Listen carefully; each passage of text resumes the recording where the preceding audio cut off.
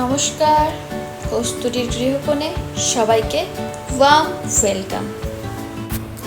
যা সাংঘাতিক গরম, এই গরমে একটু ঠান্ডা ঠান্ডা খাবার আমরা সবাই পছন্দ করি। আইসক্রিম, কোল্ড ড্রিঙ্কস তো বলারই নয়। প্রায় দিনই হয় কোল্ড ড্রিঙ্কস নয় আইসক্রিম আনা হচ্ছে, খাওয়া হচ্ছে, একটু মিষ্টি দইও আনা হয়।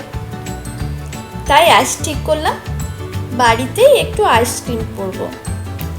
যেমন ভাবা ঠিক তেমনি কাজ। বাড়িতেই দুধ ছিল, ওই দুধটা ফুটিয়ে ঘন করে রেখেছিলাম। তার সঙ্গে কয়েক চামচ আমুল দুধ দিয়ে দিলাম। দুটোকে ভালো করে মিশিয়ে নিচ্ছি।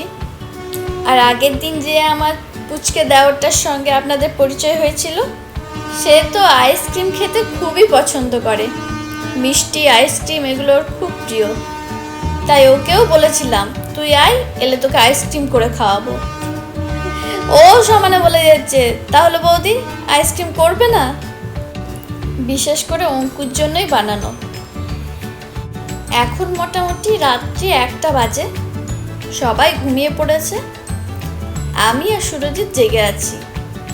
আমি আইসক্রিম তৈরি করব, আর সুরজিৎ আমার ক্যামেরাম্যান। কারণ এই ইন্ডাকশানে কিছু করলে ক্যামেরাটা রাখার জায়গা থাকে না। ওই জন্য একজনকে ফোন ধরতে হবে আর একজনকে কাজ করতে হবে। তাই ওকে ঘুম থেকে তুলে এনেছি যে আমাকে একটু ভিডিও করে দিতে হবে।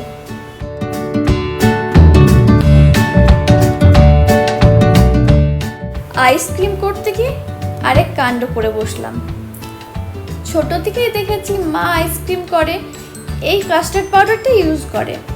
আমিও বাজার থেকে সেই মতোই আনিয়েছি।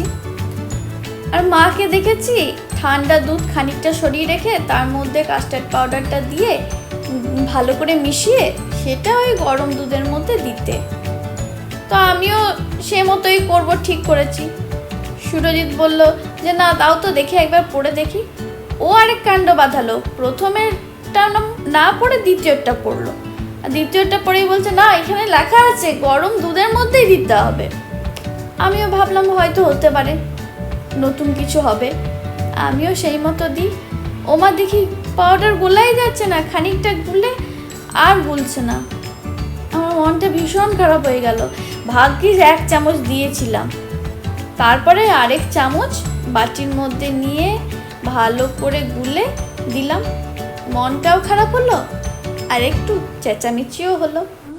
মা বলো, মা বলো, মা মা বলো, মা বল, মা মা বল। গুণের এই মা মা ডাকটা আমার জীবনে আরেকটা সুন্দর পাওয়া। বেশ ভালো লাগলো।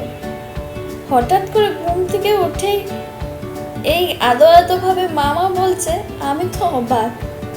সে যাই হোক, আমার মন ভরে গেছে, খুব ভালো লেগেছে। ওইদিকে আইসক্রিমটা মোটামুটি রেডি হয়ে গেছে। এইদিকে এই আইসক্রিম কোনগুলো ভালো করে ধুয়ে রেডি করে নেব। এই আইসক্রিম কোনটা আমি এনেছিলাম কদিন আগে, এই যে মলটাতে যাই, ওই ছোট মলটা থেকে। ওখানে আগের বার যখন গেছিলাম এরকম কোন অনেক রকম ছিল, কিন্তু এইবার গিয়ে দেখি মাত্র 2 পিস ছিল, এইটা আর আরেকটা। তো আমার এইটাই বেশি ভালো লাগলো, এইটা নিলাম। রাতে আইসক্রিমটা করে রাখলে একটা বেশ সুবিধে, সকালের মধ্যে আইসক্রিমটা বেশ ভালোভাবে বসে যাবে। যখন ইচ্ছে বার করে একটা একটা করে খাওয়া যাবে। সকালে জলখাবার খেয়েই আইসক্রিম কোনগুলো নিয়ে বসে পড়েছি। ঘুম থেকে উঠেই মনে হচ্ছিল একবার করে খুলে খুলে দেখি। আবার মনে হচ্ছিল ঠিকঠাক জমেছে তো। সে যাই হোক, খুলে দেখলাম আরেক কাণ্ড হয়েছে। এই কাঠিটার মধ্যে আইসক্রিম আসেইনি।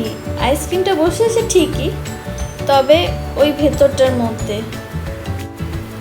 তবে প্রথমবার আমার বেশ ভালো লেগেছে। আর কাস্টার্ড পাউডারের যে গন্ডগোলটা হয়েছিল ওটা অতটা বোঝা যাচ্ছে না। চলুন, ভিডিওটা আজ এই পর্যন্তই। সবাই ভালো থাকবেন, সবাইকে ভালো রাখবেন।